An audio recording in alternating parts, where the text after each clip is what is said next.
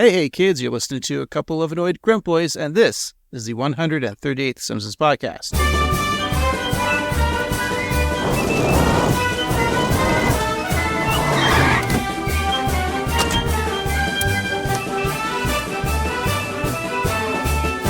That's right, we're the podcast that discusses the beloved animated sitcom The Simpsons from seasons 11 and beyond, and the newest ones when they air. Why do we do it this way? Well, an entity known as the Wheel of Random has cursed us to only watch those episodes, because plenty of other podcasts out there have discussed the golden age, that being seasons 1 through 10, so we're tasked to find if any episodes from the latter seasons can match those golden ones.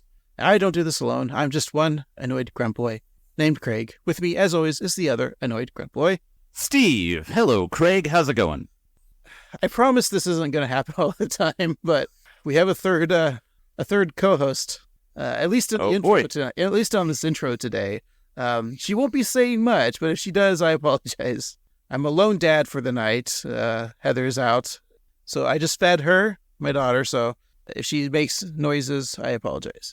It's quite all right. It's much like how you always have your cat on your lap and it makes noise. I feel like I'm just as much of a parent as you are because I have a cat, and you have a living human being. Right. You have your fur babies. Speaking of fur babies, Steve, we got an answer to a query we asked one of our listeners about her chores. What did super friend Andrea respond with? She said, also y'all totes hang with me while I clean horse pens and do laundry and house clean and meal prep. Thanks for keeping company, which I think is very sweet. I'm so glad that we could be there for you while you're cleaning the horse pens and doing all that you do. I, too, am somebody who listens to podcasts while I'm doing work, so I love that we can be there for you. And we love to hear from fans. In fact, it always just warms my heart when we're connecting with people and knowing that we're making people's day a little bit brighter. So I always love to hear from fans. In fact, we got another comment from our YouTube channel. That's youtube.com/@13simpsons. This is from our latest episode 281, All's Fair in Oven War, the one that we did last week. A nice fan reached out to us. I haven't had a chance to read it yet, but says it's from Mahidul Islam. Apologies if I'm mispronouncing that, but they write, "Why do this? This is boring." No, why do this? This is, that's not quite the glowing praise that we normally get, but it's a fair question. I'm assuming they're referring to them typing on a YouTube page. Mm-hmm. Why do this? It's boring. It is very boring to write a comment like that on a YouTube page. Yeah, I appreciate your self-reflection. Yeah, you are an asshole. I like it. Yeah. Yeah, this is why I don't like to look on social media or comments on anything, just because this is what I expect. And look, I get it. Not everyone's going to be a fan. Have you not listened to a TV recap podcast? We all sound the same. Yeah, we are the Office Ladies, are the, any other show. Yeah, we do the same shit. We say the same dick and fart jokes that they all do, Mm-hmm. I just started re-listening to another TV rewatch podcast in my spare time while I'm cleaning diapers, Yeah. I'm listening to a Full House recap podcast with Andrea Barber and Jodie Sweetin, who played, Stephanie Tanner and Kimmy Gibbler. And Kimmy Gibbler, yeah. It's like the What's Up Tanneritos? I don't know. But I'm listening to the podcast only because I've been just like binging, rewatching Full House. It's one of those like guilty pleasure shows. Look, I know it's not, the highest of quality of shows of all time as sitcoms, but it's like nostalgia things, right? Sure, I get it. Much like the first 5 seasons of The Simpsons, but that is quality. Hey, but Caroline Omini, Simpsons writer, she worked on Full House. Anyways, long story short is I was enjoying listening to their podcast, their banter. It reminded me of our podcast. I feel like you're the Andrea Barber because she kind of keeps the show on track, whereas Jonathan will want to say dirty things, but she holds her tongue, whereas, probably for a Full House podcast, you're supposed to, and me on the other end, it's The Simpsons. I don't care what I'm saying. So, yeah. Right. You're the Kimmy Gibbler, and I'm your Stephanie Tanner, Steve. How rude indeed. Yeah, I think that's a compliment, but I'll take it as it is. I think it's kind of sweet that Jodie Sweetin would try and hold back being dirty and being family friendly, much like your TV dad Bob Saget, because his stand-up was historically filthy, and he had the visage of being America's TV dad for a little while before, other people like Homer Simpson came into town. So yeah, I think that's a nice, and I think that it's great that we are in among giants like Jodie Sweetin and Andrea Barber. So yeah, very good stuff. But we'll stick with The Simpsons for this week, and I think we should just go on and do that and talk about this week's episode, because we are boring, and that's what we do. That's right. It's the old adage of Cowardge. Originally aired May 18th, 2014. So, Steve, let's hop in our little time machine, go back 10 years. This show's a decade. Episode is a decade old. Yeah. It's wild. Yeah. Because it's like, in my mind, still a new episode. All right, Steve, what's the number one movie in the box office? Why, it was everybody's favorite kaiju, Godzilla. You know what's so funny? I was like looking at the notes for the number one movie. I'm like, I think Steve screwed up. This episode didn't air in 1999 or 97 when that really crappy remake of Godzilla came out. With Matthew Broderick? Yeah. And like I forget who played him, but there was two actors that were literally just Siskel and Ebert. Oh, yes. That's right. And there's also a character named Mayor Ebert as well. Isn't Harry Shearer in that Godzilla? He sure is. Yeah. Is he one of the Ebert or he's like he's some, I forget who he is, but I think he might be a scientist or something, but yeah. So we're allowed to watch that for our Patreon podcast. Also, like, just whoever named the characters, there's a character named Jean-Luc, a character named Jean-Claude, a character named Jean-Pierre, and a character named Jean-Philippe. Even if you're going for French people. Oh, and Nancy Cartwright is also in the movie. But yeah, if you're going to name the characters, you can go beyond the Jean naming tool. Even if they're all French, they don't have to be all named Jean. Like, just a thought. I wonder if that was like a gag in the movie. Maybe. I don't remember the movie.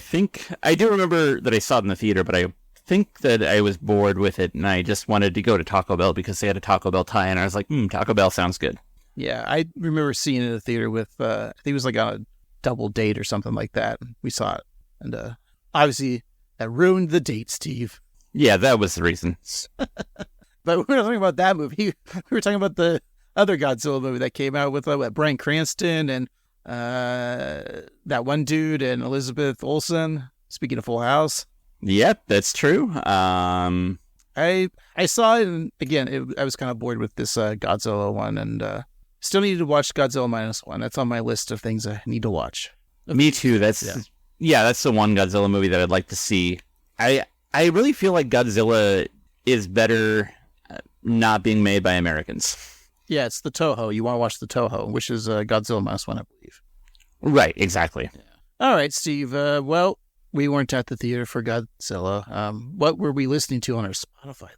Oh, well, the number one song on the Billboard Hot 100 was All of Me by John Legend. Mr. Tegan himself. That's right. Well, Steve, I was not celebrating that song because I was thinking of the Roman Empire, and specifically empires that are destroyed by volcanoes. So what was the number one hot rock alternative song of that week? Well, you were certainly in luck that week because, much like that guy who was caught masturbating, you were... The number one song on the Billboard Hot Alternative was Pompeii by Bastille. Oh, happy Bastille Day, Steve. And a happy Bastille Day to you. All right, and the country song was... what was the song, Sam? Play It Again by Luke Bryan. Hey, they never actually say Play It Again, Sam, in Casablanca, right? It's true, yeah. It's just more like, say, play that one tune that reminds me of her. Yeah. Luke, I am your father. Yeah. Luke Bryan, I am your father. Oh, very nice. But Craig, while we were listening to all those, what were we dancing to? Oh, Steve, I need you to turn it down. But there has to be a reason. I could ask why, but I'm going to say, for what? Oh, I'll turn it down for what by DJ and Little Jonathan. It was DJ Snake. That's why I did the hiss. Right, of course. Yeah. And Little Jonathan. Like Little John from Robin Hood, right?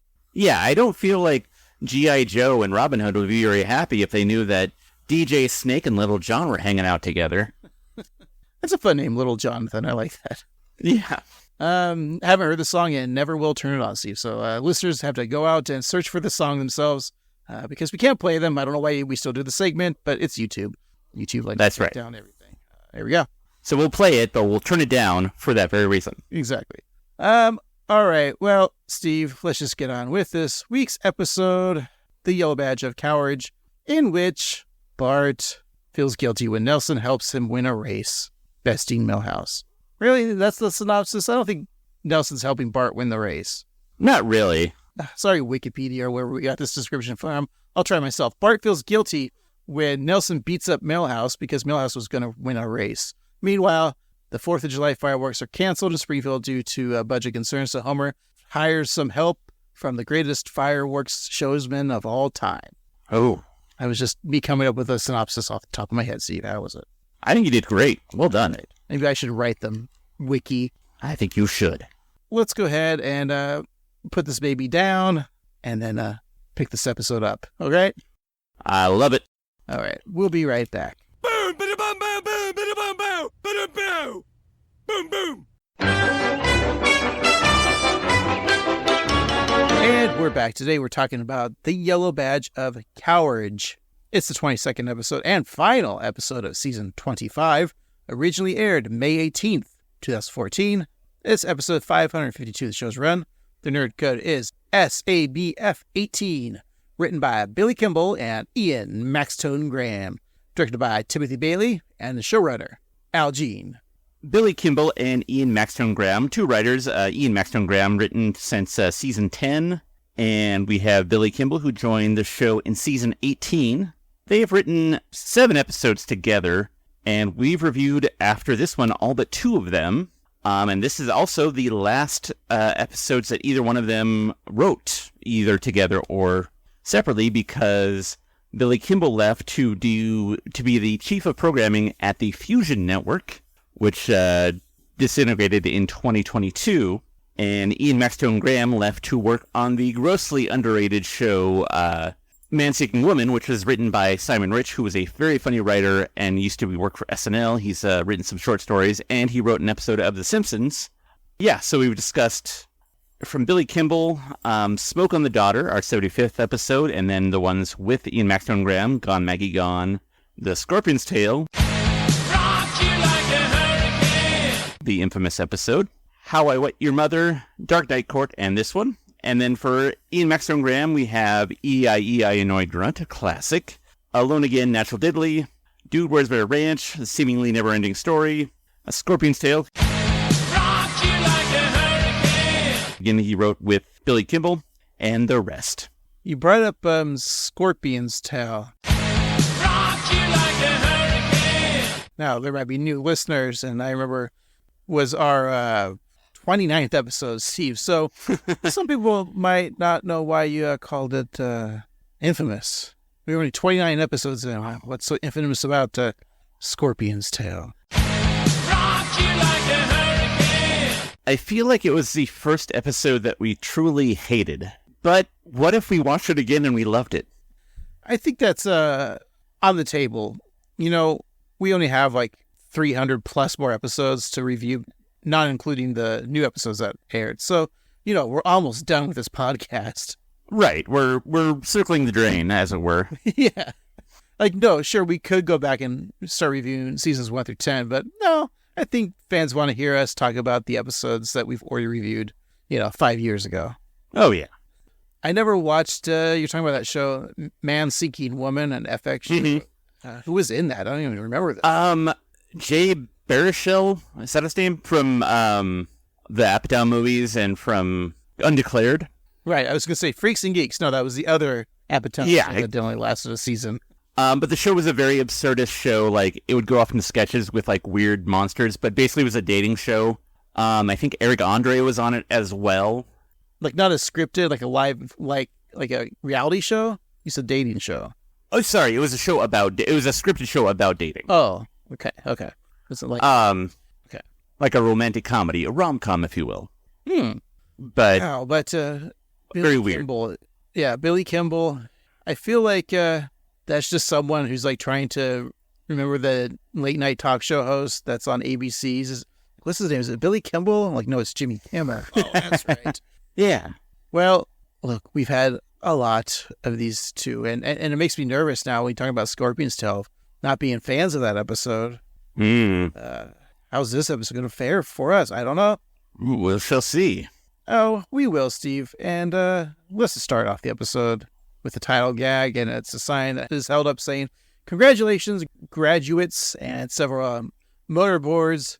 Those are what the graduation hats are called, Steve. Motorboards. Not to be confused with motorboating, which is a fun activity. Yeah. So they're all thrown in the air. Graduations are in June for the dads and grads out there. And we're recording this on the 1st of July. So enough of June, the month of June. No more dads and grads. No.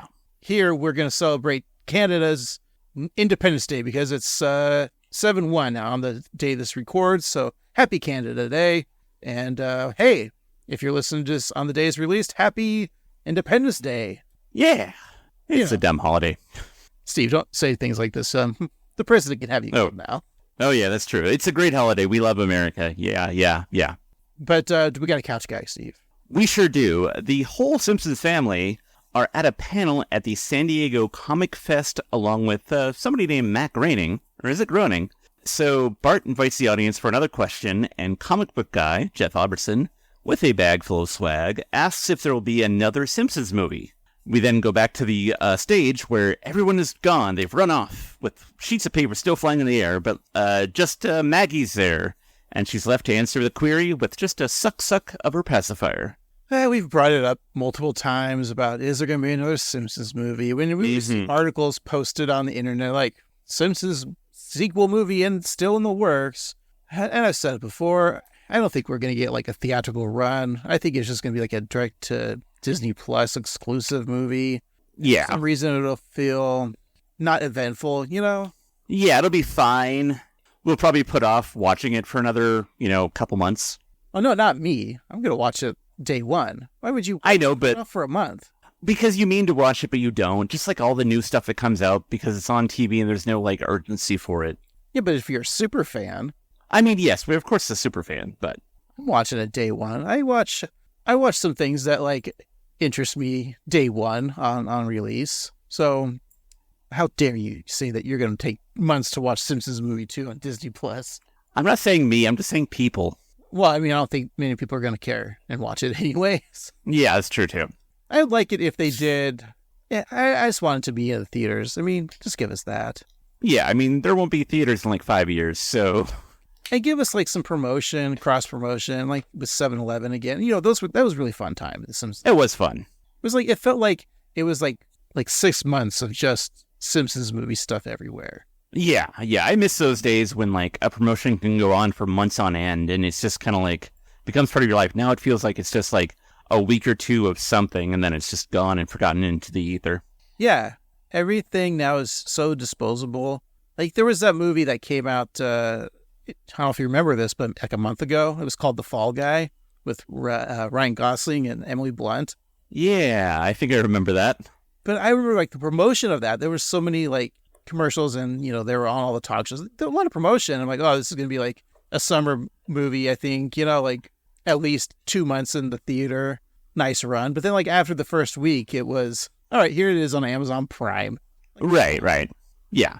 That movie's live a little in the theaters, give a reason people go out. Mm-hmm. Movie theaters are great because, hey, well, what do you want to do today? I don't know. Sit home and watch TV. No, I don't want to watch TV. Well, let's go somewhere and sit somewhere else to watch a movie. It's more fun. Yeah, you get to get away from your house and sit in the dark for a couple hours. Who doesn't love that? It's perfect, and I love the theater. So, Steve, you can eat a bag of dicks because you hate that. I love the theater. I'm probably going to go see a movie tomorrow. Let me guess. The Fall Guy. That's right. Well, Steve, our episode begins, as it always does, by parodying the 2010 Coen Brothers remake of True Grit. Over a black screen, Lisa narrates, quoting Our Lord Buddha, saying the secret of existence is to pass beyond fear. She then says that her brother is about to meet fear, and then text appears saying Proverbs 28:1, the wicked flee when none pursueth. So Lisa goes on to say, Bart will not pass that fear. As another Bible quote, Genesis 15:9, is shown that states, the Lord answered, bring me a heifer 3 years old. That's right. Whenever they say heifer, I always think of Rocco's friend from Rocco's Modern Life. I always think of the restaurant that I would love to go to in the Cheers universe, the Hungry Heifer. Oh, yeah. That's great, too. Probably a really good steak. I like how the quote is just something random that has no meaning. I mean, if you look at the Bible, that's mostly what it is. True. I mean, not a religious podcast, but, you know. Not yet. That's true. Give it some time. Anyway, Bart runs into Lisa's bedroom and snaps her sleeping mask that says relax, excitedly telling her to wake up as it's the last day of school. Bart then goes to Maggie's to remind her that it's the last day of school, but Maggie just pulls her blanket over her head because she doesn't know what school is yet. Next, Bart clambers into Homer and Marge's bedroom, banging two pots together, much like he did in when he was 2 years old in Lisa's first word, chanting last day of school. And he even states that he found his new summer hobby, which is banging those pots together. Steve's summer hobby is smoking pot and banging together. I mean, yeah. I don't like limit that to summertime. I mean, pot and banging are like year-round activities. Why not? It's a fun callback with Bart, the pots and pans. Like, I am so great. Everybody loves me. I am so great. Quiet, quiet, quiet. That was a great episode. It was. And I love Maggie just being like kind of pissed off. I feel like she just hates Bart this whole episode. Mm-hmm. How many times have the kids finished the school year? Is this all like the same episode? Like, are they all one very big day? Yeah. And should they be going to the beach or the lake house or the beach house for the 4th of July? And Homer has to get the illegal fireworks from the Quickie Mart there, and that's when Lisa makes friends with the local seaside kids. Yeah, and also Lisa and Bart are graduating from the same grade because Lisa was promoted, but they had to go to the military school, and Bart encourages her to like succeed and cross that big bridge. I feel like there's multiple episodes that we haven't even brought up yet, but just this one. So they'll be going graduating their respective grades. Yeah. So Homer wakes up and reassures Marge that as a favor to her, he has enrolled their precious little jerk into a fresh air summer camp. He then takes out his laptop to show Marge the camp. But as she sees from the photos, it's just a prison road crew, and Bart did that last summer. And Bart mentions he's even not allowed back. So what did Bart do? Maybe he ratted on a stoolie or something. Maybe he like took a bunch of criminals and then buried them in asphalt, and then the warden's like looks the other way. He's like, okay, well, we can't let you back again. Mm-hmm. People will be concerned about where my prisoner's at. Yeah, where is that forced slavery? Prison system's broken. Bart continues his excited chaos in the kitchen, tearing pages from his math book and throwing them into a running blender. As he says goodbye to the multiplication table, Homer stuffs the blender, which shows a problem. Homer takes a sip and thinks for a moment and then says it needs more numerators. And for you math nerds out there, the math problem in the blender appears to say that Todd has 6 cavities, and if Sally has 3.5 times more than Todd, how many cavities does Sally have? And the answer is... Rod Flanders? That's right. We would have also accepted Lansing, Michigan. Or 21. Oh, 21. Okay. Blackjack. Did you ever, like, at the end of the school year, just destroy all of your, like, notes or just things like, I never have to use this again or see these again? Yeah, I do remember the cleaning of the desk, like, you pull out all your, like, binders and your folders, and I don't know that, like, I had, like, any big ceremony, but there was something very liberating about, like, putting them in a recycling bin or whatever. Mm-hmm. Right. Yeah, I don't think like, for books. Yeah, I don't think I ever, like, set fire to anything or, like, brought out a machine gun and blew up the school. I mean, now I'm fine with, like, burning books. I think it's something we all should be doing. Yeah, especially the controversial ones. Yeah, like Diary of Anne Frank. Mm-hmm. To Kill Mouse. a Bird. The Bible. Well, that one's fine. Oh, yeah, that's right. That's a good one. Religious podcast. Well, Homer sits at the breakfast table and checks out the morning edition of the Springfield Shopper. He reads the headline out loud, shocked to find that the 4th of July fireworks has been canceled, ignoring the sub-headline about Bastille Day being in jeopardy. So Homer is shocked and disappointed that his stupid city can't entertain him for one night of the year. But Marge explains Springfield is facing some financial woes, and Lisa then narrates again. She's talking about Field Day at Springfield Elementary, the school's last chance to make its students feel inferior. The city's broke. The fire department has to raise money by delivering pizza. My baby! Back ribs. Marge, when you're broke, that's when you gotta keep up appearances. The 4th of July is the one day a year when our city puts on her high heels and tube top and leans into America's car window.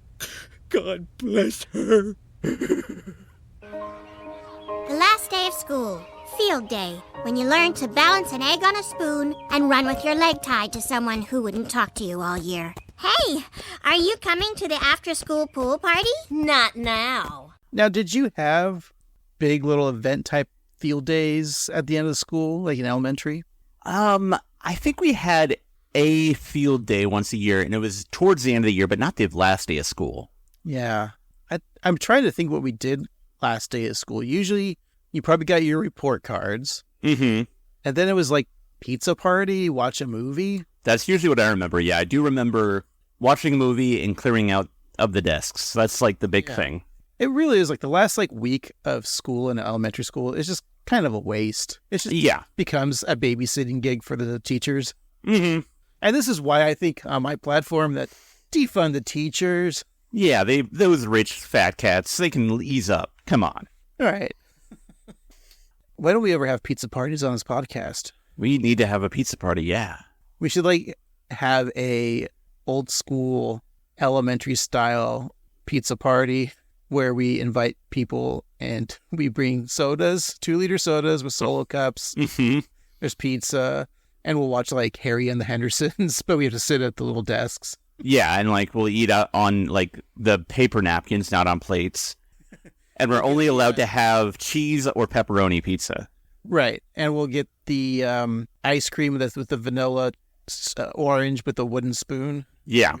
And then Stevie can finally strike up the courage to tell little Susie Deakins that you got a crush on her. You've had the crush on her the whole year. And she'll reply, "What was your name?" Oh, just like the girl in this clip. Yeah.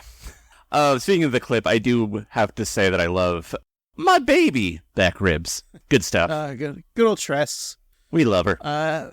It's funny, like the fireworks show's canceled in this universe, or it was 2014, but like in the Pacific Northwest, we had the Fort Vancouver fireworks, and it was always touted as the biggest fireworks show west of the Mississippi, but they haven't done it since like COVID. And Interesting. There's like they haven't had the funding, I guess. So I feel like fireworks is so controversial these days. Like it is. It's such a weird like.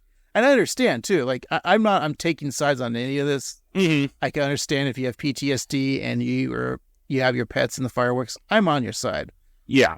But, like, you're right. It's like blowing up half the countries to celebrate the country. Like, the residues in your neighborhood after a fireworks everywhere. It's pretty bad. Like, I remember going to the coast once for a fireworks show and then, like, walking down to the beach. And it was, like, all smoky, like, you could not see 2 inches in front of you. Mm-hmm. It's like, am I in a war zone right now? This is crazy. Yeah, it's always a little weird. And also, the thing that really chaps my ass about 4th of July is, like, I can accept the one day of fireworks, except for, like, you know what you're saying about people with PTSD and animals and stuff. But, like, I'm willing to give people a day. But for, like, a week or two on either end of that day, you just hear this weird explosion and... Like, when it's, like, June 26th and you hear it, you're like, what the hell is that? Like, are we going to war? And you're like, why are they doing it at 2 in the morning and also 2 in the afternoon? Yeah, like, you can't even see it in the daytime, and there you are blowing shit up. Yeah. I'm for the cities, and it's a controversial statement, I'm for, like, the celebrations doing the drone shows, because I think, what did I read, like, was it San Diego maybe, or LA? I don't quote me on this, but heard about one of those big cities is doing a drone show instead. Yeah, I'm cool with that. But, you know, we probably bring this up every 4th of July, so here we are, Steve. I'm celebrating this 4th of July with a wiener in my hand. How about you? I will probably also have a wiener in my hand, celebrating all the things that wiener has to offer. That's right. We're talking, of course, of penises, not hot dogs. Yeah, hot dogs are weird. I do want to go back to say that before that clip, when Homer was reading the newspaper, the article was written by cub reporter Hans Mollman, And because we're in the high-def era of The Simpsons, the article is fairly complete, and he talks about how the fireworks show is going to be in front of City Hall. He goes on to meander about how it may have been a hospital or a post office or a woman's house, and that woman lived with another woman, and I don't know how I feel about that, but I fought Hitler. And it just goes on to, like, it's a whole article about things, and I just appreciate that attention to detail.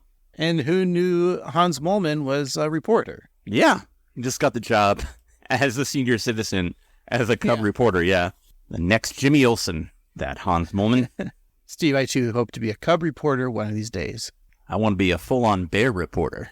I meant for the Chicago Cubs. Oh, yeah. The Chicago Bears. Sure. That's what I meant. So, Miss Hoover awards a child a first-place ribbon for winning the three-legged race, but Martin finds it to be unfair since the child actually does have 3 legs. Now, Steve, I don't know what service you were watching this on, but I was watching it on Disney Plus, and third leg there was censored out for me. It was translated. Huh. Yeah. Interesting. Like, this joke was, it's kind of a racy joke. Like, child has 3 legs, but like, you always call 3 legs, or just on tripod. Mm-hmm. Like, that's a penis joke. Yeah. I mean, like, the third leg, the baby arm, like, those are all, like, euphemisms for a large penis. It's like, it's amazing they got away with this joke. Yeah. Or maybe it's just our dirty minds like, this is too dirty. I mean, that's also very possible. But Cletus steps up to defend his son, Tripod, saying that he won fair and square, much like his twins, Will and Barrow, who are conjoined with Barrow's waist jutting out of Will's stomach, or vice versa. I don't know which one is Will and which one is Barrow, which kind of feels a little offensive, making fun of people with, like, conjoined twins, but I don't know. So Cletus puts Tripod on Will and Barrow, telling them to go get their faces painted, but warning them not to make themselves look all freaky. I guess that would be the offensive part, with Cletus saying not to look freaky, referring to them as freaks. Yeah. Right. Look, we know of that famous conjoined twin that just got married, right? Oh, yeah, I think I heard about that. Yeah.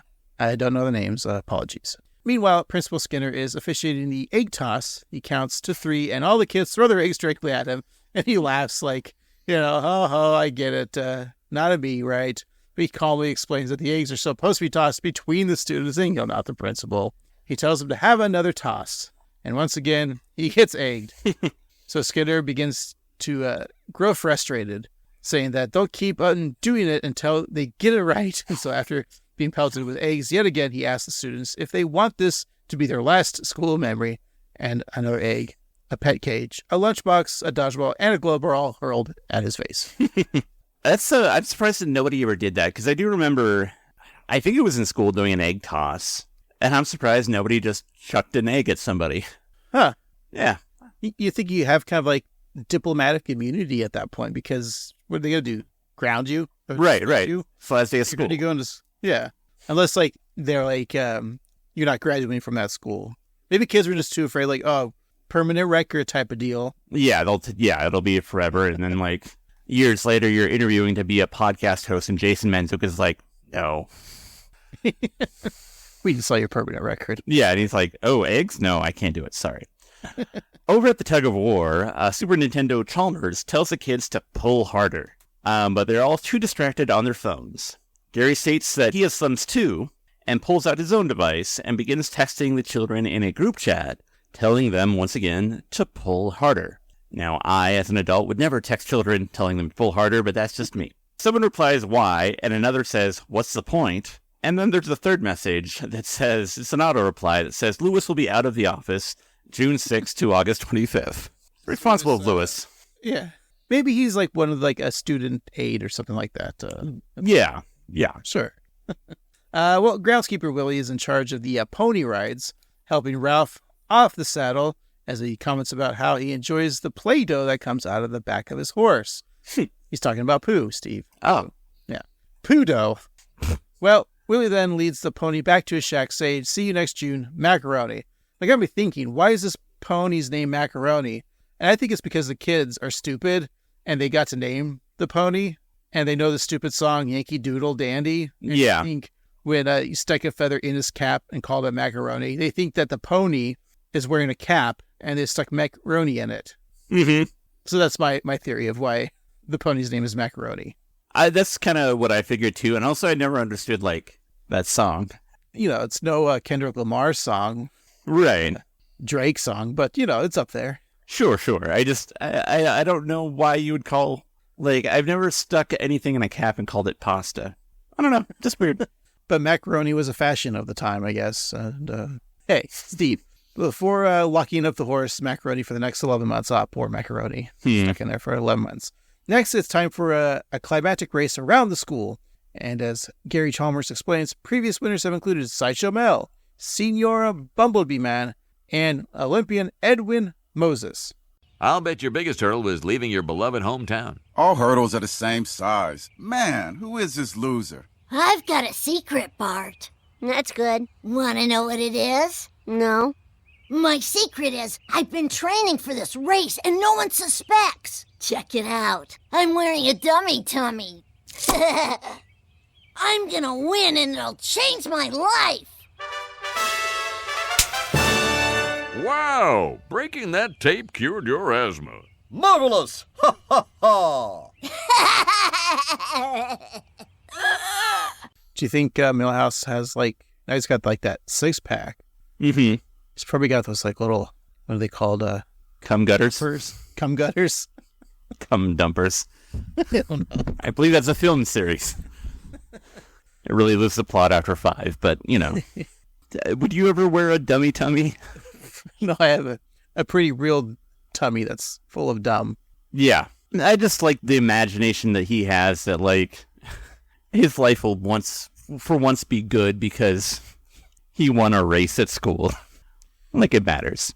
It's like a kid mentality. If you think one thing, you improve one thing about yourself, your life is going to change. It'd be like, you know, when you get like a new outfit and you think, all right, this outfit is going to make me the coolest kid in school. Yeah. By just wearing this outfit. And it wasn't, you know. Right. And then you wear it the first day. Yeah. And some random jerk makes fun of it, like, hey, nice shirt, asshole. And then you just feel worse about yourself. Mostly because that was like your teacher who said that. Yeah. My mom's a teacher. Oh. Oh, I always felt bad for those kids that the parents actually worked at the school. Oh, yeah. It's got to be awful. Yeah. I'm sure people can relate. Mm-hmm. Speaking of weird kids, behind a tree, Martin eavesdrops in Milhouse, and then tips over to Delph and Kearney, who are taking bets on the race. One kid bets $6 on Bart, who has 8-1 odds, while Sherry O'Terry bets $2 on themselves, and Martin takes Milhouse for $20, causing Dolph to scoff, saying that it's 1,000-1 odds. Martin threatens to take his action to Willie, but the groundskeeper informs him that he's no longer making book, since he lost his deed to the shack. Uter then walks up to him, reminding him that he's late with his rent, and Willie swears to Mr. U that he'll have his money by Friday. So Kearney accepts Martin's bet, and a trumpet plays signifying the race is about to begin, so betting is closed. Kearney pulls down a map of the USSR over his betting chalkboard, and also just to note, the USSR map shows that the Scandinavia, Finland, Denmark, and Norway are part of the USSR, which they never were, so I hope somebody got fired for that blunder. Boy, I really hope somebody got fired for that blunder. Or it's a future map, Steve. Ah, yes, when the USSR comes back. Yay, and we'll be part of this country, too. Mm-hmm. Well, Chalmers announces the start of the 79th running of the race around the school. Now, this is kind of something I did remember that we would run around our elementary school. It was like a race. Mm-hmm. What a weird thing. It's like, all right, run around the school.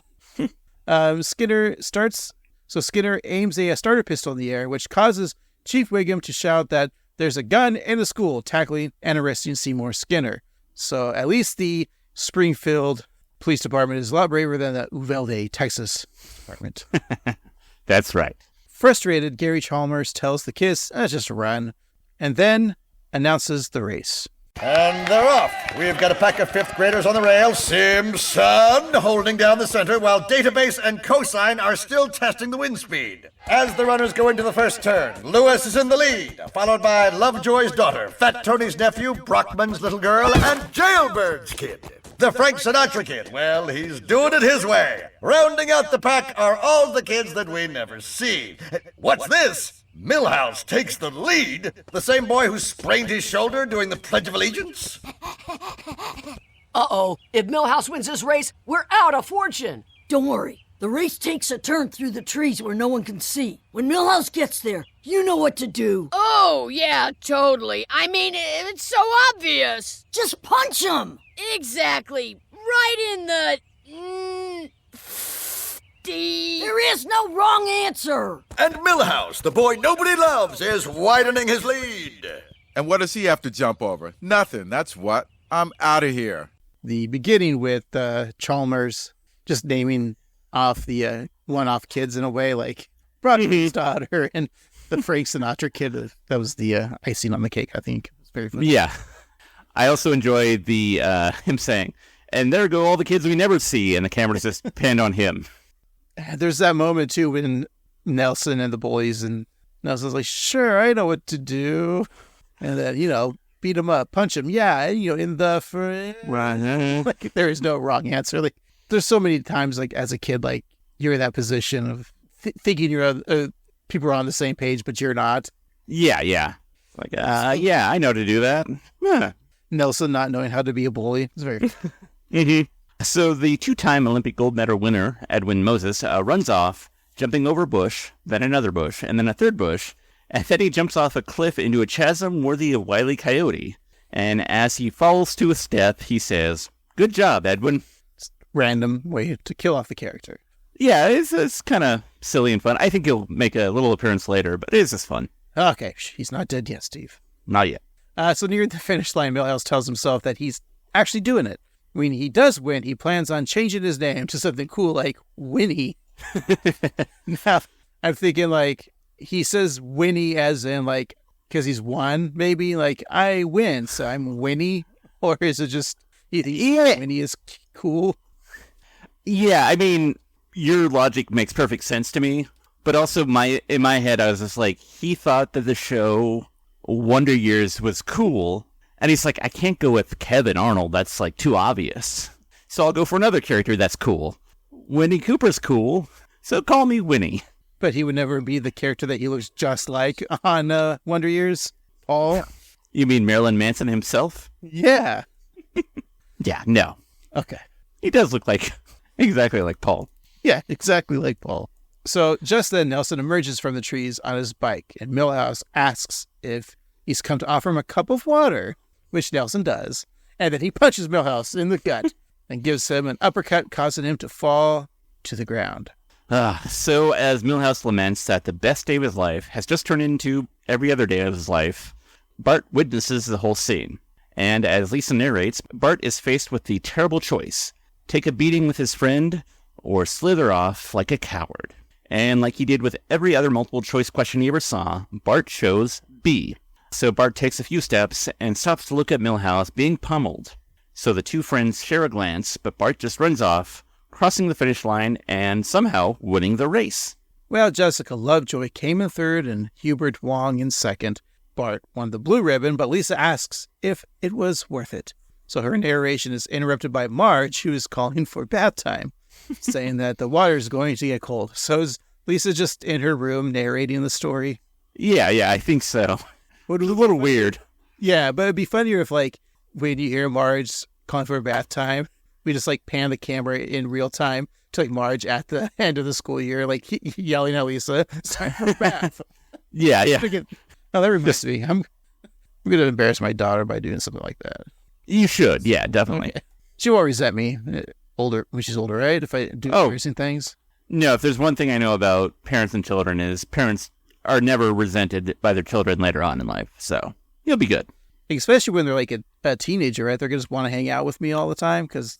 Yeah, you won't be able to get enough of them. They'll love you even more than they ever have. How exciting. Like, Dad, stop doing the podcast. It's so annoying. So lame. Nobody does podcasts anymore. Yeah, we all do mushrooms and Took Talks. Yeah. See that stuff from the future. Yeah, of course. Yes. Okay. I love a tube talk. So Lisa then continues to tell the tale of Bart winning and Milhouse suffering in this clip. As the pin on the back of the blue ribbon made its way through Bart's shirt and into its housing, the seeds of his comeuppance flew out of the woods. Son, what happened to you in the dark place behind the school? Something good? afraid I don't remember. Phew. Well, it looks like Milhouse has traumatic amnesia. He may never remember what happened to him. The most important thing is, the race results are now official. Now I've got to look at some severe cases of ice cream headache. Something traumatic happened to you back in the back of the school, or was it a good thing? Very funny. I wonder if there is like some sort of repressed trauma from my childhood that, of course, I've hidden. I don't know about because it's repressed it. But yeah, and maybe there's like one word or phrase that will like trigger something, and then it'll like recall all of your trauma all at once, and it'll come flooding back. So like if I were to say like chicken piccata or unicorn farts or roadside assistance, then something would come back, but none of those worked, Steve. Okay, well, like, maybe I'll have to keep on trying. Yeah, happened to you the same way? Like, do you think you have repressed memories? I'm sure I do. I actually think about that a lot, and I'm worried that I probably do, and I don't want to dive into it because what if they're horrible? Yeah. I don't want to face those. I just want to keep watching TV. Word thing with you real quick. Caterpillar, Texas Hold'em, Daddy's on the drink again. Oh. No, that's just Kids in the Hall. I like that. Oh, yeah. The Doors. Ugh. Jim Morrison. Jim. More. That's just... I, son? Oh, my God, it's horrible. Jim, more, I, son. My dad wanted more love from me. Ah, I ruined everything. Ah. And your real dad was Jim Morrison. That's right. He was the Lizard King. He could do anything. Wait, did we have a theory that your real dad was either Jim Morrison or Joey Ramone? Yeah. I think Jim Morrison's probably more likely. Here's a side tangent. Like, it'd be kind of weird if all the Ramones were still alive today, because I guarantee you they'd probably be playing at, like, Trump rallies. Yeah, Johnny especially. Dee Dee would do it for the money. Well, like, Joey, his, like, last album, he had a whole song about Maria Bontarama. It was, like, Fox News lady. He was all Trump. Yeah, I think he just had a crush on her because he found her attractive, I hope. But yeah, that is a little weird to, like, write a punk rock song about a cable financial analyst. Like, that's not exactly what, like, punk rockers had in mind. Like Iggy Pop wasn't with the Stooges being like, man, I hope someday, 50 years from now, one of my compatriots is singing about stocks and bonds from some woman. It's weird. So Dr. Hibbert runs off. And as Suicide is Painless from the MASH show plays, he attends to several children on stretchers who are suffering from brain freeze. One such child is then loaded onto an army helicopter which flies off, but we then see that it's connected to a carousel which has other toy helicopters on it. Hey, can I give a blunder to whoever does the captioning on Disney+? Sure. They didn't credit the song Suicide is Painless. They just said MASH theme. Like, come on, guys. Say Suicide is Painless on Disney. Yeah, come on. Boy, I really hope somebody got fired for that blunder. But we gotta give Johnny Mandel and Michael Altman their credit. We just got to. Yeah, come on. For all you Mandel heads, we're sorry. Not Howie Mandel heads, but... Yeah, this is the true Mandel effect. Yeah, that's right. Well, later that night, Bart's slumber is haunted by a dream of him running in the dark woods, finding Milhouse in the grips of Nelson, begging for help. So Bart speeds off in the other direction until he stops at a cliff. Below, Milhouse is hanging on a branch, once again asking for Bart to help him, but Milhouse falls and Bart backs away. He turns to find Milhouse asking for help once more, holding a sign with the math problem 3 times 3. Bart writes the number 8, and then is awakened from a cold sweat. I mean, I can understand maybe why Bart thinks 3 times 3 is 8, because if you, like, took the first 3, reversed it, and the second 3 and put them together, it would make an 8. That's some good thinking, yeah. I know my math. Yeah, you're smart. Yeah. Isn't there a thing where you can't see numbers in your dreams? Like, I've heard that. Or you can't read in your dreams or something? Yeah. Not you specifically, but people. I'm dumb in my dreams. Yeah, just in your dreams. Yeah, there's certain things, like, they say if you're in a dream and you tell yourself, like, it's a dream, you'll, like, go into a coma or something. I don't know. Right, and it's also the thing about not waking up, people are sleepwalking, but really, you should, because they can endanger themselves or others, so. Yeah. So tonight when I dream, I'm going to remind my dream that I'm dreaming, and I'm going to try to read a book and do some math. There you go. Worst fucking dream ever. We did math problems. So Bart wonders why he's having these nightmares since he's no coward. He then sees a chicken feather being held up by Maggie. He asks his youngest sister why she'd bring it to him, and then answers his own question, saying that Maggie must have figured out why that he chickened out during the race. He wonders where Maggie gets off, judging him, and she replies with her usual suck-suck pacifier sound. Bart takes that to mean that she's telling him that he sucks, and he responds, little sister, you suck. Lisa continues her tale, explaining a big idea that Homer has. While Bart was being outwitted by a baby, something was coming to a boil in our Pop's brain pan.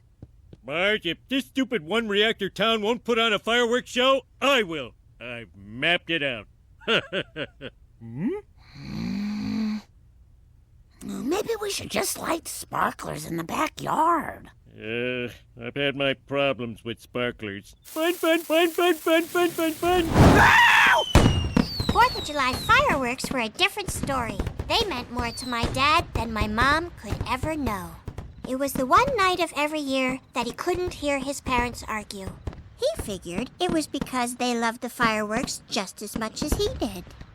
I want to take a class. Why can't you be happy ironing my shirts?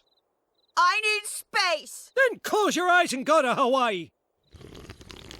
With his mom gone, Homer needed a hero, and no one was a bigger hero than the magical little man behind the controls. Mona Simpson, was that Glenn Close? It sure was, reprising her role yet again. Good job, Glenn Close. Or as I call her, the poor man's Meryl Streep. That's devastating but fair. I think the emotional aspect of Homer being fascinated by fireworks because they drown out his parents fighting is a very interesting concept and a very deep and emotionally resonant thing that I worry that this episode doesn't explore enough, but I don't know. It's an interesting concept. Do you think that our repressed childhood memories has been masked because of our love of TV? We were just watching TV and paying attention to what TV was saying because in the background we didn't want to hear our parents argue. So we were drawn to the Simpsons lifestyle and their whole world rather than experiencing our own because it was a safe place, an escape, if you will. Yeah, because you looked at the first couple seasons of The Simpsons, the family is so dysfunctional and it makes your family look like the Waltons. Of course, quoting Barbara Bush or... Yeah. Said that? Yeah. Maybe it might have been George Bush. Okay. But yeah. Because I'd watch shows like The Cosby Show. I'm like, this family's too happy. Mm-hmm. The dad's a great mixologist. All the kids go to sleep with his Spanish fly barbecue sauce. That's right. Real episode. It is. And then I watched, this show or Married with Children. I'm like, they all suck. At least my family's not like that. Yeah, that was the thing about Fox, was when Fox came out, I was like, oh, things don't have to be so bad.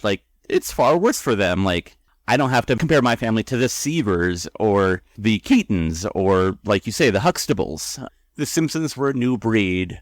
Herman's Head even, I can be some guy in an office who has a weird collection of people in my head, and Lisa Simpson can be my secretary rather than having to deal with real life.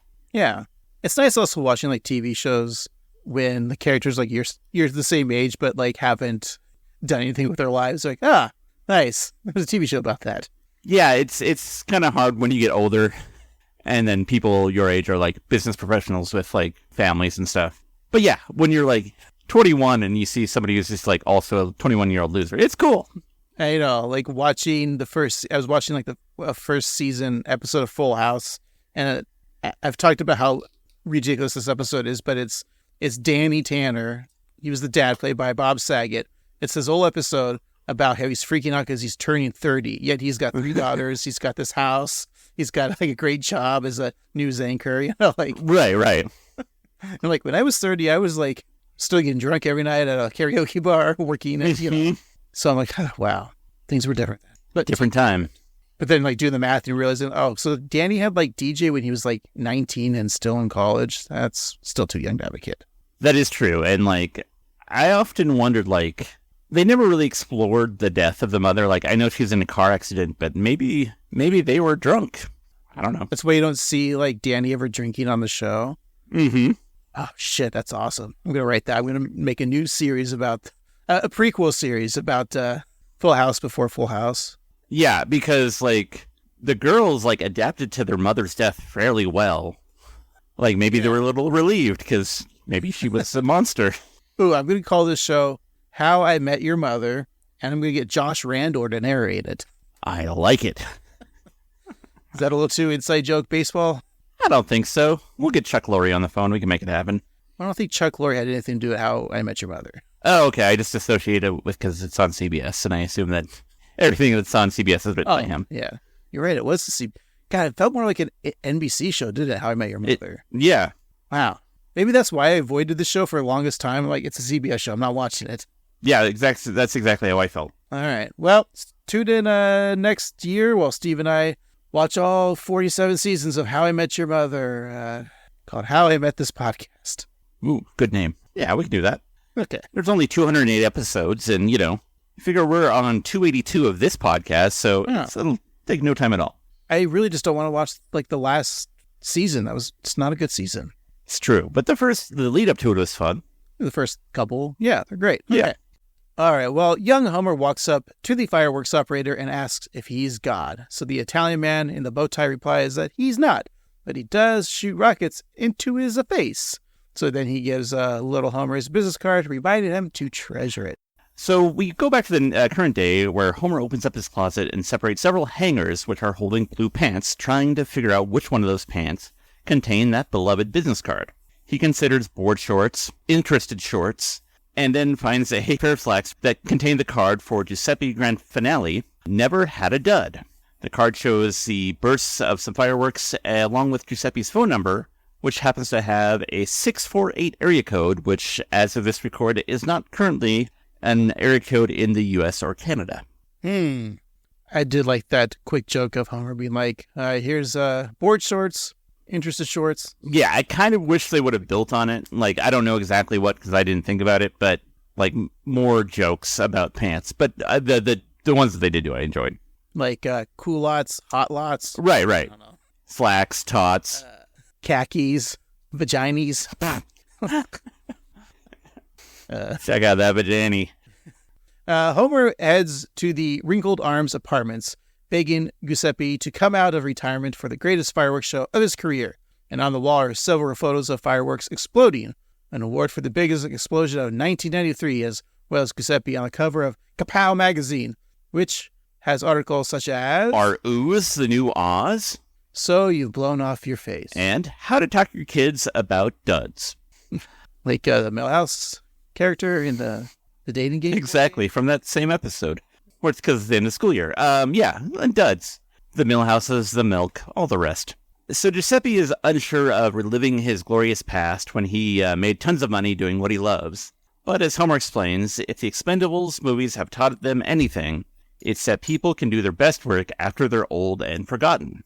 So Giuseppe thinks for a moment, and since he is younger than Sylvester Stallone, he agrees to do it. Well, over at the Van Houten residence, a guilt-ridden Bart visits his friend, offering him a cake with the words written on top saying, "Remember nothing." And Milhouse finds the message to be odd, but who's to argue with icing? So he asks Bart to watch Cassidy the Crocodile with him, and Bart feels that's kind of like a baby show. But Milhouse says it's all that he can handle in the helmet. So is Cassidy the Crocodile a real show? No. I believe it is kind of a take on the make-believe land of Mr. Rogers' Neighborhood. Yeah. Bart agrees to watch the show aimed for a younger audience, which shows Cassidy, a crocodile puppet, asking Henrietta Kitten, another puppet, for her paw in marriage. She responds with a meow meow maybe, causing Bart to wonder why a kitten would marry a crocodile, since it would most likely eat her. Good logic, Bart. Milhouse trusts Bart, telling him to maintain his suspension of disbelief. Cassidy the crocodile then states that friends help each other in trouble, which causes Bart to beg for the TV to be turned off, saying that it's just too intense. So he runs off, and Milhouse says that some guys just can't handle crocodiles, just as we see a cowering Kirk Van Houten pop his head up to see if the scary show is over yet. Well, in the backyard of the Sprinkler cabin, Cleta shows Homer and Giuseppe a pile of fireworks, telling them that if they are dissatisfied for any reason, he'll refund their money in the form of acorns. Is Acorns like an app that like rounds up your dollars or something? I think it is, yeah, which is actually a good app. Well, Giuseppe examines one of the rockets. He tastes the gunpowder and discovers that it has crystal meth in it. And Cletus is stunned, worried about what he may have sent to some Colombian drug lords. And then an explosion goes off in the distance, causing Cletus to tell Brandine that they're feuding the Escobars again. And Brandine, ducking a mouse in her coffee, wonders if this means she has to cut off her communication with her friend Maria. And Cletus says, duh, yes. The image of Brandine just dunking the mouse in her coffee, it's fun. I like it. And here you go, Steve. There's a cup of coffee with a live mouse. I do like coffee. How about it? Dunk, dunk. I like it. It's mousy. Oh, yeah, you like it when my nuts hurt your coffee. That's right, Mickey. I'm going to swallow you whole. Oh, yeah, swallow my mouse cock. You think that's what he says to Minnie every night? I figured Minnie's also the name of his penis. Donald Duck, more like Donald Suck. Giuseppe tells Homer that they will find the fireworks elsewhere, just as Brandine steps out in camo with a pot over her head, brandishing 2 machine guns, warning that the pigs have been eating the C4 blocks. And so next to her, a pig who looks like a dark-haired plopper explodes, sending bacon bits everywhere. I'm just going to say it is Plopper. He's dead. Sorry. That's sad. But life goes on, except for Plopper. And the TV show. It was canceled after 5 That's right. seasons. All right. So in front of the statue of Jebediah Springfield, a stage is set up for Live Nice. Athletes united to read prepared statements. So the speakers include athletes that have appeared on The Simpsons previously, such as Buck Mitchell, Dion Overstreet, Fung Pai Lee, Muck Moo, Edwin Moses, and Dedrick Tatum, who is emceeing the event. So Muck Moo is from The Birds of the Bees, Fung Pang Lee is from Pray Anything, Dion Overstreet from Homer and Ned's Hail Mary Pass, and Buck Mitchell from Marge and Homer Turn a Couple Play. And on with the clip. We've invited a new athlete to join our do-gooding dream team. Please welcome fleet-footed phenom Bart Simpson. Hey, everyone. I sure got a lot of attention for winning this year's race around the school. Completely deserved. Yeah, thank you, Mel, but I am not here to talk about myself. Milhouse, would you join me at the podium? What's going on? Seriously, what's transpiring? I've got to set things straight. During that same race, my friend Milhouse was in the lead when something horrible happened. Bart knew the worst thing to do was pile lie upon lie, and that's exactly what he did. Rather than try to figure out what happened, Milhouse had the courage to move on. To me, that's a hero. Nicely done. Now, we will give out free rubber bracelets. Do not wear them to bed. They smell like truck tires. They're disgusting. Do you remember when, everybody wore those yellow Livestrong bracelets because Lance Armstrong was dating Sheryl Crow and you won a race with testicular cancer? Mostly because he was dating Sheryl Crow, right? That's what. Yeah, I think so. I think that's why. Yeah, and then, right after the scandal of him doping up, we're and garbage. Yeah, but if it makes you happy. I mean, he was my favorite. Yeah, and all he wanted to do was have some fun. But now he's leaving Las Vegas. Sing in a Tuesday night music club. But he can retire now and soak up the sun. That's right. And, but now he's real gone. And seen. Steve's cheating by looking up Sheryl Crow songs. Yeah, I never had the Livestrong bracelet, so I'm very proud that I never got on that bandwagon. Arm bandwagon, if you will. Yeah. So the Live Nice bracelets are thrown to the audience, and Kearney catches one. He stretches it out on the slum, aiming it at Milhouse. He asks, crotch or forehead? And Dolph answers, forehead, for once. So Kearney shoots the band, hitting Milhouse squarely in the noggin. This causes him to have a vision of himself being punched in the gut by Nelson while Martin watches. The image continues to show Nelson forcing Milhouse to kick himself in the head, with Nelson once again acting as witness. Nelson then rubs Milhouse's face in a bunch of mushrooms, which causes his cheeks to swell up in a horrible allergic reaction. So Nelson rubs his head on another plant, which causes the swelling to go down, which I thought was a really funny gag. And nice on Nelson for fixing the allergies. Yeah, sweet. Yeah, well, with his memory intact, Milhouse calls out Bart, saying that while he was getting beat up, Bart just ran away. The crowd hears this and boos. Agnes calls him a coward, and Krusty says that Bart lied to them. Dedrick Tatum tells his tattoo artist to stop his work, which was an outline of Bart's head on his arm. So the tattoo artist thinks quickly, offering to turn the image into a bag of groceries. And the boxer agrees, suggesting that there should be a loaf of French bread sticking out of the top. That's good thinking. Is this this bit here, is this referring to the Lance Armstrong scandal? Like, did that happen pre-2014? Yeah, because I feel like it was way before that, but time is weird. Let's find out his allegations. Yeah, we're 2013. So this is probably time. Yeah. The Simpsons then. All right. Yeah, that makes sense. So this is kind of alluding to that, probably big news at the time, because we were living in a simpler time when we could talk about a bicyclist for a year instead of, all the horrible things that are happening around us. Right. So as the crowd clamors, Bart escapes, leaving Sideshow Mel to remark on how Bart runs. Lisa continues her narration, saying that Bart was revealed as a coward. As she says this, Bart passes a Big Chicken Poultry Mart, a banner for the Springfield Aquarium, which offers an exhibit on the world of jellyfish, the spineless wonders, and he passes a nursery, which is having a fruit tree sale, inviting customers to grow a pear. Bart runs into the Springfield Retirement Castle, where he finds Abe, Grandpa Simpson. Have you ever considered a reverse equity mortgage? That's what put me in this dump! Grandpa, everyone's calling me a coward. Well, join the club. Anyone who makes it to old age has got to be part coward.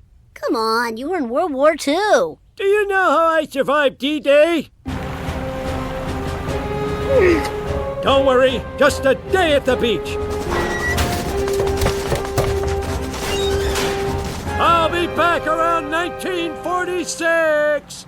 But don't people hate cowards? Sure do, but we outlive the brave. Leaving us cowards to make time with the heroes' widows. After Korea, I was drowning in boobies. Wow, that sounds pretty sweet. Well, there is a price. Do you wake up sweating in the middle of the night? Yes. So do I. But I get back to sleep by counting the men I let down. There's Jerry, Izzy, Brooklyn, the O'Donnell boys, the lost ship PT-108, the poor buggers of Meatloaf Ridge, the Andrews sisters. I was drowning in boobies. Drowning in boobies. Good stuff. I mean, Abe's not wrong. Yeah. About it. Like, yeah. Cowards live longer. You don't see brave people living long. And, I'm not saying the World War II wasn't justified. I mean, it was. But if you could survive longer in the war, it just kind of makes sense to do so. I like how Bart says in the beginning, like, you were in World War II. I feel like Bart should have said, you were in every war in the 20th century or something like that, just so like they can keep the ambiguous time frame of The Simpsons, like the canon. Right, and they could also reference, like, you were in the Army, the Navy, the Air Force, and the Coast Guard, I think. And I was a coward in all of them. Yeah. Well, Bart's sleep is once again interrupted by the sham of cowardice. He looks over and sees Santa's little helper sleeping next to him and goes to hug man's best friend. So the canine gives Bart a dirty look. Bart accepts the treatment, saying that Santa's little helper has standards, just as the dog begins to drink from the toilet. So Bart then wakes up realizing that it was all a dream. Next to him is Milhouse, who reminds him that they are having an angry sleepover just because it was in the books. So then Milhouse gets up and starts drinking from the toilet like Santa's little helper. That's funny. I don't think I could drink from a toilet like that. How would you drink from a toilet then? Never. Okay, that's fine. I mean, if you have to, drink from the top tank because it's going to be cleaner. But still, I don't like consumables in bathrooms ever. Like no. When you go, don't eat and shit. Like when you go to like a bar and like dudes bring their beer into the urinal with them and they like put the beer on the urinal while they pee. I can't do that. I can't abide. Like, that's not good stuff. No. Like, especially like at a sporting event, like I have to get my beer, put it back to my seat, and then go back to the bathroom. Mm-hmm. I can't like get the beer and go to the bathroom. I mean, I guess I could go to the bathroom first, then get the beer, but Yeah, it's not good. To show you how crazy I am, like, my bedroom is next to our bathroom in our house. And because my cat lives in our bedroom, we have to keep our door shut at all times.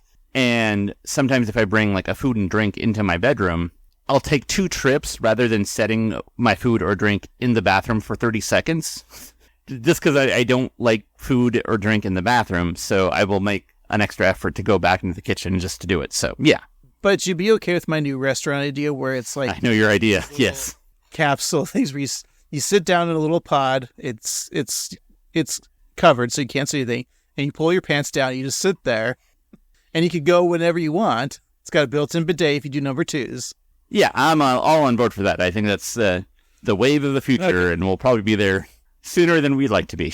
All right, perfect. Love it. Yeah. So Lisa says that while Bart was in hell, Homer was happily surrounded by fire and brimstone.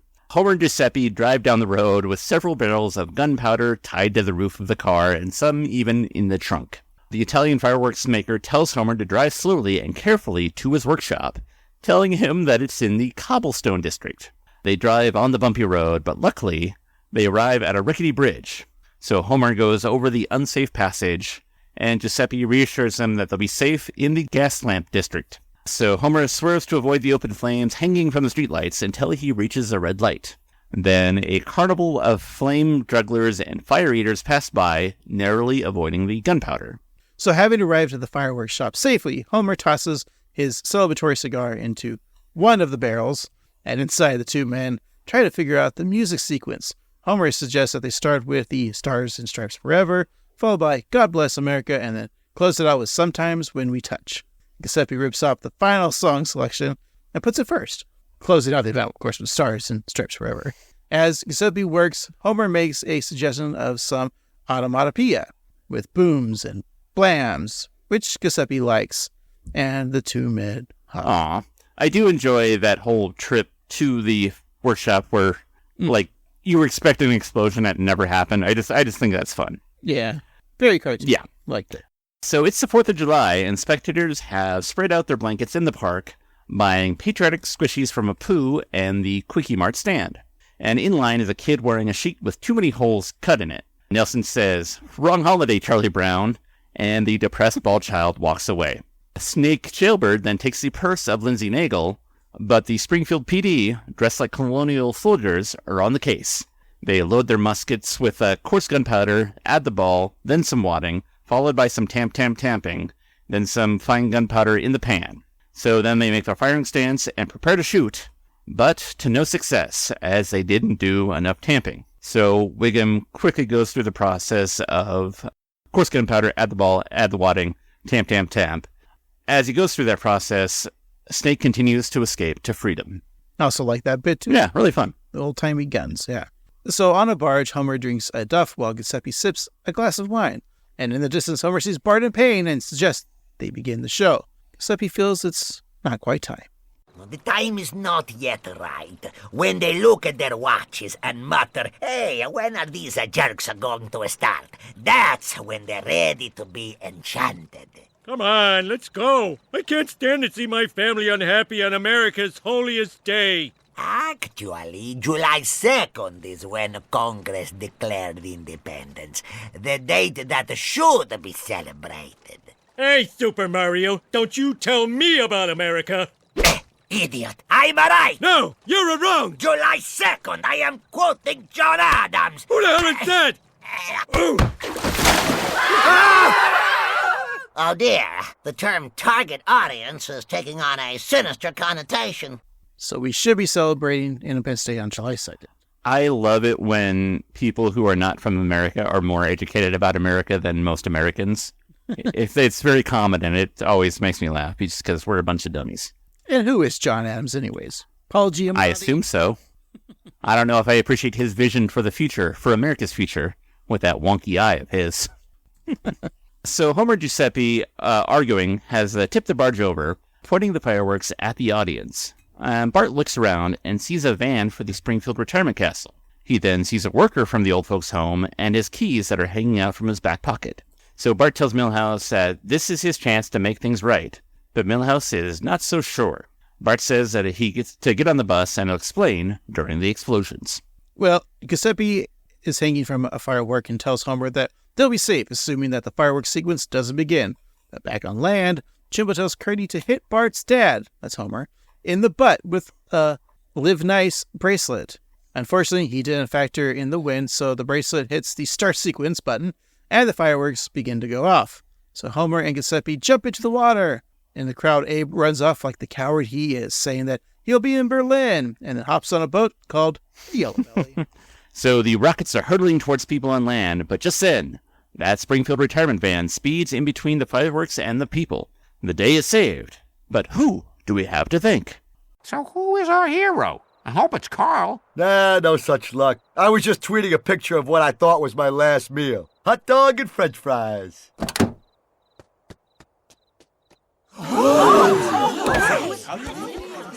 Milhouse is our unlikely savior. Quit explaining everything. Let him talk. Well, it wasn't me. It was Bart who saw everything you did. Milhouse is the hero. Take it from me, the boy who's lied throughout. Milhouse! Milhouse! Oh, I get it now. Thanks, Bart. So Milhouse got the redemption he deserved. And so, in a way, did Bart. Coward! Coward! Coward! Which meant that, at long last, my brother could get a good night's sleep. It's kind of nice of Bart letting Milhouse take credit. Yeah. The save. It's what friends That's right.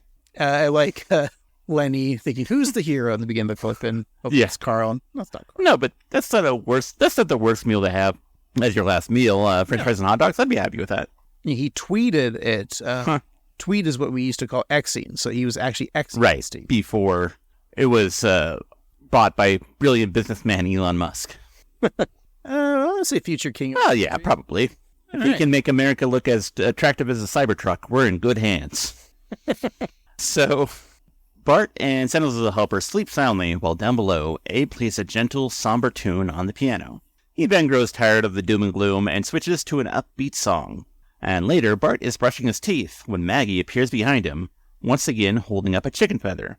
But since he's undid his awful deed, Bart decides to just take the feather and forget about Maggie. But then Maggie holds up another feather. And Bart wonders where these feathers are coming from, and then Maggie holds up a teddy bear with a rip in it, exposing several feathers. So Bart uses his blue ribbon from the race to pin up the bear's hole and give the stuffed animal back to Maggie, and that is our episode. I can always think, Maggie was just, asking Bart to help put the feather back in her teddy bear, but no, she still plucks and calls him a chicken. Mm-hmm.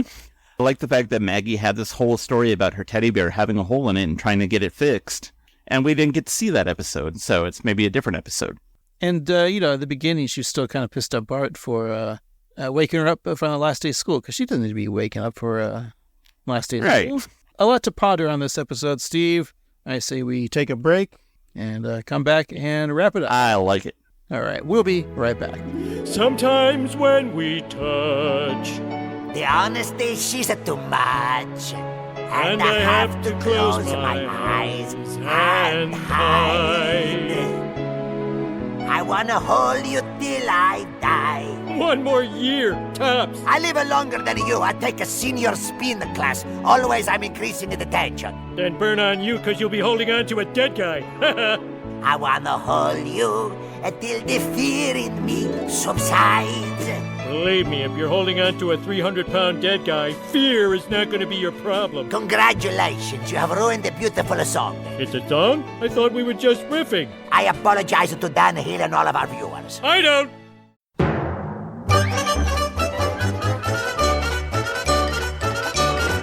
All right, we're back. Let's wrap up this week's episode, The Yellow Badge of Cowardge. We'll talk about some of our favorite jokes, some of our favorite scenes, maybe a MVJ, Most Valuable Jokester, and then we'll give it a nice little review, find out what we're watching next week. But before we do all that, we like to give gifts. And on this 4th of July, you always get your podcast co-host a 4th of July gift. It's tradition. That's right. It's in our Constitution, Steve. So I thought, this episode's all about courage and not being a coward. So I thought of you being kind of cowardly, and I thought you could grow a pear. So here you go. I got you a pear tree. Aw, thank you. There's even a partridge in it. Hey, wrong holiday, Steve. Oh, yeah, that's right. That's very nice of you, Craig. Another gift. How about the gift of another mouse and another cup of tea? Aw, thank you. Well, Craig, I got you, a cake that says remember nothing, because I figure after you do this podcast, you don't want to think about it. I mean, most of the time when we do the podcast, I try to forget.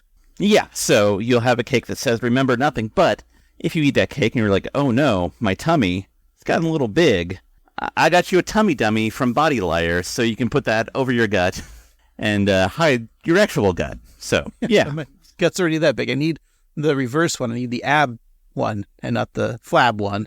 Right, but you can lie to people and be like, oh, that's not me being fat. That's just my dummy tummy. Ah, that's kind of smart. I don't have to work out to lose the weight. I just have to put on more fat to make me look fatter, and then I can take that off like I lost all this weight. Exactly. Body shaming at its finest. I love it. All right, Steve, what from this episode made you chuckle? Give it an MJ. Oof. MVJ is going to be tough. I do think that my favorite joke when they were talking about Springfield being poor and even the firefighters had to deliver food to make up for the money, and then it shows, the firemen delivering a pizza on the ladder, and then another one goes to the next window and says, the lady is saying, my baby, and then he hands her some ribs, and he's like, my baby back ribs. Probably my favorite joke. I think I like Chalmers at the field day. His frustration with the children not pulling hard enough, and then his narration of the race. I think that's my favorite performance. Him talking about Simpson running out first, and then, all the kids who made like one appearance. So yeah, I think I'm going to give it to Chalmers. What about you? The whole beginning of the field day was great with Chalmers and Skinner. Mm-hmm. And the bullies. Oh yeah, the bullies were good. Especially Nelson was great there. And I love the Dr. Hibbert and the MASH parody. Mm-hmm. The Homer stuff, though, it was like a little poignant, I guess. Not poignant, but made you really think, Yeah. About his childhood trauma, which they didn't deal with. And if I give it to the MBJ, yeah, I guess you're right. Let's give it to Chalmers. What did you think of the episode altogether? This is one of those cases where I didn't think much of it the first time I watched it, and then the second time I was still kind of like struggling to pay my attention. But now that we're watching it together and we're talking about it more, I'm kind of turning a corner and kind of liking it more. I think that the stakes of both plots were kind of a little fluffy and unimportant, but maybe that's okay. I think at the time when this episode aired, this is like a couple episodes after the Lego episode and a couple of other big episodes, so I think that this one might have felt a little underwhelming as a season finale. However, I think that it's a solid, okay, to good episode. I think it's not going to, blow anybody's minds like a firework would blow off a hand, but I do think that it did have some really solid jokes and a lot of fun. I do wish they would have kind of dived more into Homer's fascination with fireworks as a band-aid for his parental trauma. And I also felt like the Giuseppe plot was a little light. I do think that there were not a whole lot of issues with, Giuseppe was happy to do the thing, and then they just went to Cletus, didn't like him, so they went to another place, and then they got their fireworks, and it was fine. But it did wrap up the story the way that they tied together, allowing Bart to be the hero again. I think that paid off nicely, and I think that, Bart screwing over his best friend, but then, feeling the guilt and then doing all right. I thought it was good. I think this was a fun episode. I'm going to call it a watch. Maybe not, the best episode we've seen, but also not the worst. It's no Scorpion's Tail. The use of Lisa as a narration was interesting. I had to look up that it was actually a True Grit reference, so kind of an obscure poll, but I think it's fun. It was disappointing that we didn't see a lot of Lisa in the episode, but also I gotta say the Maggie plotline with her bear and the feathers, a nice touch. So I think all that being said, I had a fun time with this, and the more I think about it, the more I like it. So I think if I had to give this a numerical score, Chalmers said that it was the 79th running of this race around the school. So out of 79, I'm going to give this a solid 63. Nice. Nice, yeah. I know I could have gone 69, but... it's too high, actually. Yeah, it's a little high. It's a little close to 79, so I thought I'd knock down some. So what do you think, Craig? Yeah, it's in there for me as kind of just in the middle. I think when you're talking about the Bart plot line of him being a coward and not manning up to the truth, or either the term manning is probably not the right term to use these days, but to show some courage and showing what's right and what's wrong. it feels like the Homer storyline should have kind of been similar as much as like maybe Homer having a cowardly moment, but it wasn't. Like his trauma was a lot deeper and different. So I think that's my only kind of gripe is like there's some trauma with Homer, and of course because of Abe and his upbringing. So the stories don't really mesh, and it just is a weird way for like Homer to have a 4th of July adventure. That's why Giuseppe kind of felt like it's like, let's do a Pinocchio type of parody. That's what Giuseppe was. So that I think the B story was just a little off for me. Well, there was some fun things like they were driving through the town with all the fireworks from Cletus. It was very funny, very cartoony. But you're right. It's still a decent episode to watch, and it is a season finale, and it felt very summery, and it's one that you kind of want to like watch in the summer because here we are in the summer. So given a ranking, the biggest 4th of July fireworks show in America is the Macy's 4th of July fireworks show. And they use, according to them, about over 60,000 shells and effects. So that's a lot of fireworks, Steve. Yeah. So out of 60,000, I'll give this episode 40,116. That's very fair. All right. Well, Steve, I think what's also fair is to find out what we're watching next week with all of our listeners. Oh, boy. And to do that, we're going to need the Wheel of Random. So, Steve, go ahead and let's get this wheel out and spin it. Alrighty, let's give it a spin to see which season we're in.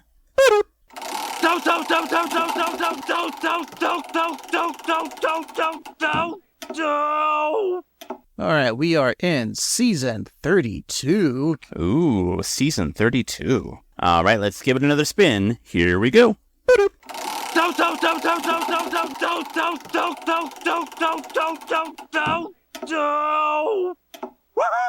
Episode 2.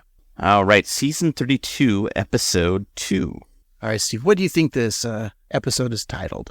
Well, this one was based on classic literature, and so there's no reason to believe that the next one wouldn't be. Maybe another wartime novel. Maybe All's Quimby on the Western Front. Oh, I'm loving that title, but Steve, sadly, it is not. It's actually called I, Columbus. Ooh. What do you think I, Columbus is about? Well, of course, it's a take on I, Columbo, about the wall-eyed detective with the crumpled jacket. It's his autobiography, right? Absolutely, yeah.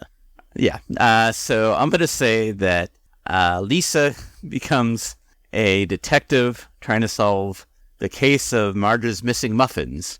And meanwhile, Homer joins a Roman sex orgy. Well, you got the Roman part right. Hey. Except for, I don't think there's an orgy in it, Steve. No. But it was written by Caesar himself. Hail, Caesar. That's right. I, Columbus, at a museum exhibit of ancient Rome, Marge and Homer get into an argument about Homer's lack of ambition, prompting the curator to regale them with a tale about a poor farmer's son. Originally written by Caesar Mazariegos, originally aired October 4th, 2020. Steve, do you remember any of this episode? Not in the least. No.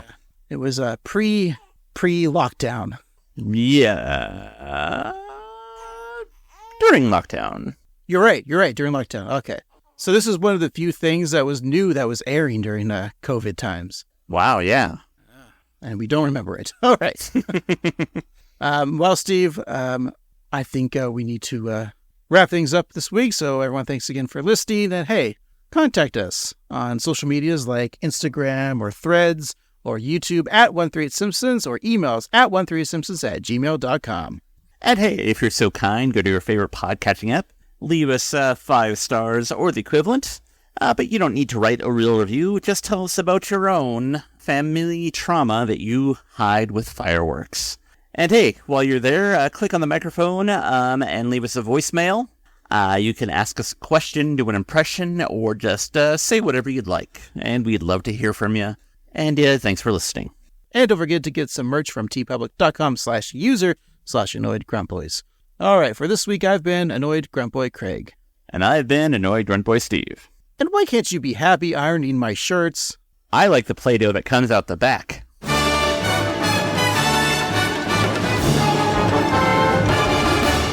I was drowning in boobies.